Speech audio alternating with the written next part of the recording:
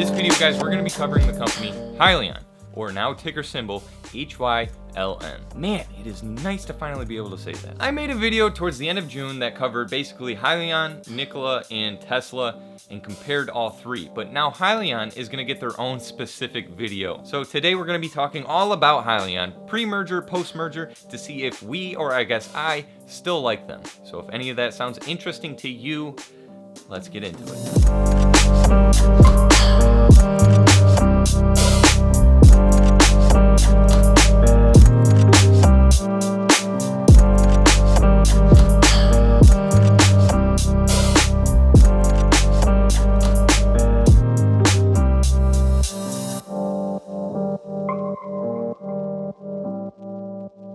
Welcome back, everybody, or if you're new here, my name is Sean Lucas. I make videos on companies that are in the news, are coming out with new products, or ones that generally spark my interest. I also have a series on my channel where I've been trading a paperclip up throughout the weeks.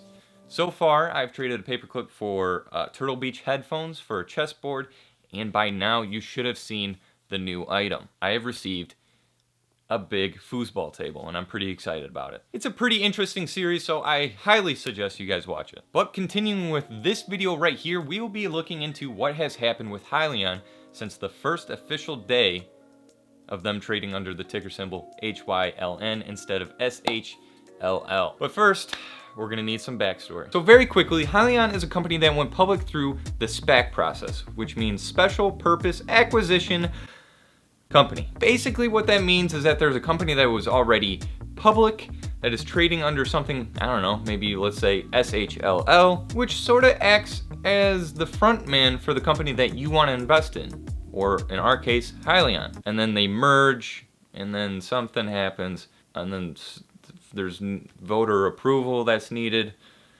and then something happens with your shares. Things happen. But moving back into Hyliion, Hyliion offers retrofitted apparatuses that can be applied to already existing semi-trucks. And it really is a healthier, happier alternative to regular fuel. This is what, I think consumers and investors think is a direct opponent and competitor to Tesla.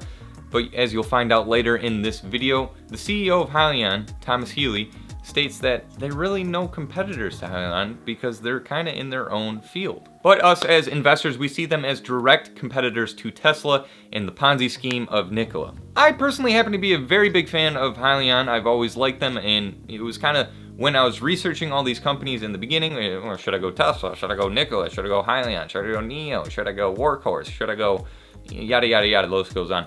I always found that I liked Hyliion the most because I think they have the best possibility of succeeding in their space because of how wide open their market is. In my original video that covered Hyliion, or I guess ticker symbol SHLL at the time, the stock was priced around $21 per share. And at the time, to be completely fair, my overall consensus on the company was pretty bullish. And then something crazy happened during that time. There was hype on every single EV company that had gone public during that time, SPAC or no SPAC. And this led to Hyliion, or SHLL at the time, to climb up to all the way to, what was it, 58.66. And my general beliefs over this and why the stock climbed so high, or as high as it did, is because there was hype building around the complete merger date, which, if you guys don't know, was October 2nd. However, just a couple days before October 2nd, Hyliion, or ticker symbol SHLL, started to trail off and really sell off. And off.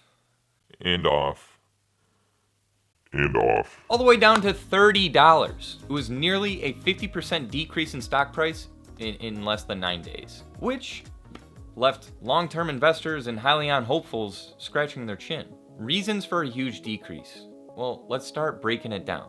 Why do stocks generally move in the first place? Well, a stock could move because a certain news catalyst came out. A stock could move because earnings came back good or bad. A stock could move because there's a global pandemic going on.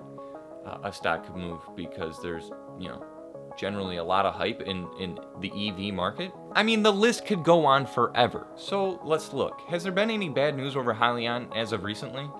My handy dandy TOS over here, if you don't know what that means, that's Thinkorswim, shows me news over the company that I'm looking at on my chart. Let's pull up some live news. Well, this article right here says that Nikola has a new French competitor as of 10/9/20. Not really sure what that has to do with Hyliion, but okay. But let's keep looking. This article right here is a list from Bazinga showing which EV stocks were voted most to grow between now and in 2025. You got Tesla, Nikola, NIO, and Hyliion. So Hyliion, they're on the list as number 4. They're not, it's not the number 1 spot, but it's, definitely it's on the list. It means it's gonna grow. I don't know. It's not bad news. So let's keep looking. And let's keep looking. In fact, I read every single article from now, pre-merger date, pre-October 2nd, and I did not read one bad article over Hyliion during that whole time. Every piece happened to be from either their CEO, Thomas Healy, which I happen to really like. I think he's a good guy, where he talked about how his product and his company's product is different from Tesla's. When asked about the differences between Hyliion versus Nikola Corporation and Tesla, Healy said Hyliion helps people get the benefits of an electric vehicle without some of the negatives. What we're actually doing is leveraging natural gas and using that to produce electricity locally on the truck to actually charge the batteries up, Healy said in July. Or it was an update on the post-merger life and just an update on the stock and how it was moving down, and really nobody understood why. So I'm gonna say it's safe to say that bad news or news catalyst is out of the running for this one. As for was there any bad earnings? Well, they haven't posted earnings yet. So how could there be any bad or good earnings? Obviously, if it was good earnings, the stock wouldn't move down.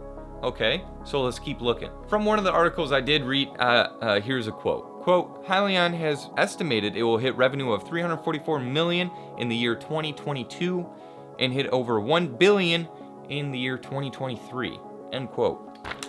So I think earnings is out of the question too, because that seemed pretty good on estimate. I don't know. I know it's just an estimate and you really shouldn't put too much leverage or thought into that, but well, So, what's next? What else did we talk about? Oh, a pandemic. Well, technically the pandemic is still going on, and really it didn't affect them in the first place, so I don't know why it would affect them now. So let's keep looking. Oh, yeah. That only leaves one culprit, right? It's hype! The hype of the merger is finally wearing off. The people that were asking themselves, or Google, or YouTube, is it too late to get into Hyliion when it was at $50, are finally taking their losses. Because people like me that were planning and did the research to find out that Hyliion is a good company and bought in at the $20 mark, took some of the profits at the top. So that now, when it's falling down back to the $20 range, I could take some of those profits I took at the top and reinvest it at lower prices, because the people that bought in at 50, they're losing some of their positions, and now I get the opportunity to buy even more at lower prices. Just by looking at the 90-day 4-hour chart, you can see the crazy days where there was huge increases in stock price and huge decreases in stock price. And they happen to be in those volume pockets I talk about all the time. And now that the hype is wearing off, the stock is returning to the price control, which right now, the time of recording this, is $26 and some change. We're just 10%, give or take a little, away from being there. But the reason I'm bringing this up is because I feel confident to say that as an early adopter to this company, when people were hyping up the stock and it started to skyrocket, I saw what was happening and I decided to take some of my profits at the top. Not because I thought Hyliion wasn't a good company overnight, but because I saw this trend forming and I wanted to protect my long-term position. And I think, for the most part, it is working out. Because now that the stock is near the price control once more, which is near my point of entry on my original position, I will use those profits I made from the top and reinvest them at the bottom, where I think it is a great place to get in at the company. So, reasons why I like Hyliion. There are plenty of reasons why I like Hyliion, but it really all comes down to this. And I said this on Malone Money Mindset's live stream last Sunday. It doesn't work for every company, but, stick with me. The way I see it, and I think the way that Malone Money Mindset sees it as well, is that a good company generally starts from the top. And basically what I mean by that is, generally, if a company is going to be good in the long term, it really has to start from the top executives. And I gotta say, Thomas Healy has really won my vote and many others because of this. I mean, he's just a really respectable guy in interviews and on Twitter. He's very interactive with the the general community, especially the YouTube community. I mean, he's done 2 interviews with J-Mac's channel already, which I highly recommend you guys watch. They're pretty good. I mean, he's just been an overall good guy, and I don't know. Let's compare it to something like Nikola's CEO. Trevor Milton is very open about hating other companies. Tesla, to be specific. Trevor and Nikola, they like to claim that they are the best. They're the best option out there. They don't know why they don't know why you're buying Tesla or Hyliion or any other company. They sued Tesla for the cab design of the semi-truck, which was allegedly stolen from Tesla in the first place. And after a while, all these occurrences start to really stack up. And I think it's showing based on their stock price. And I think I've said this in numerous parts of this video, but there's other reasons why I like Hyliion. One of the reasons is the fact of how high the stock price has actually gotten in the past and how low it is right now. Everyone and their grandmother was hyped about Hyliion.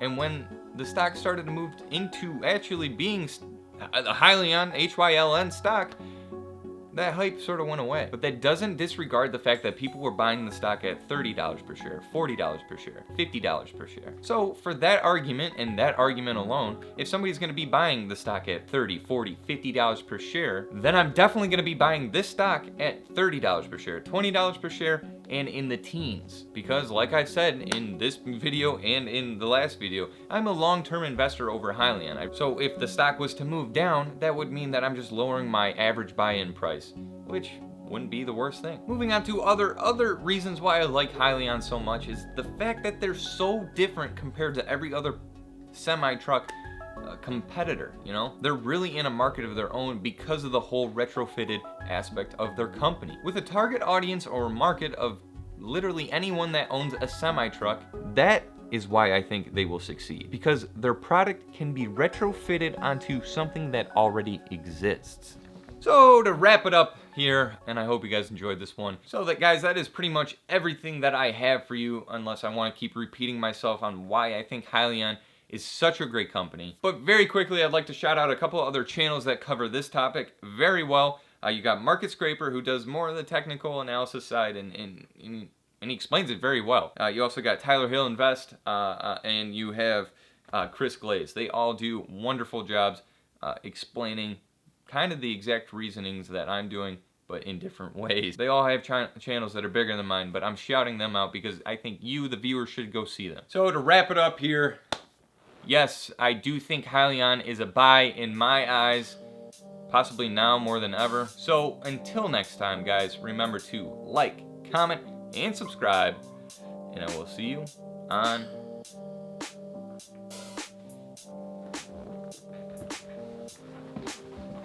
the next one.